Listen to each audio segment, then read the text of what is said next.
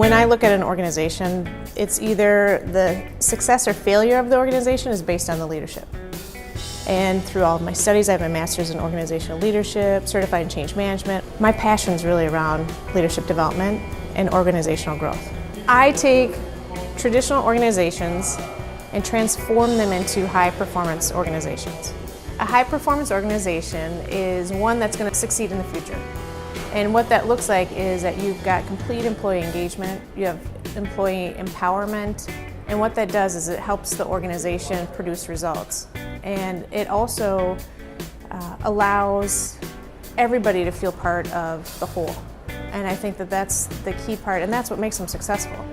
And especially with the new generation coming into the workforce, that's a big deal for them, is to feel a part of a team and to be engaged. And so our current traditional organizations need to change in order to fit that generational model. Really how we want to start is that we want to do an assessment.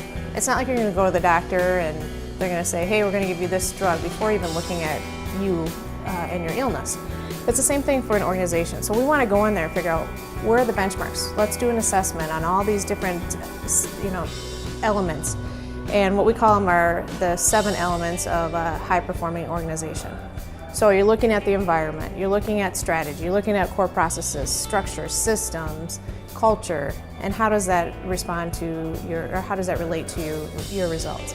So you take all of those pieces and you figure out where are gaps, where are we falling down, where are we succeeding, and then what you do is you create the strategy. So you have some clarity around strategy. Most organizations today have a strategy.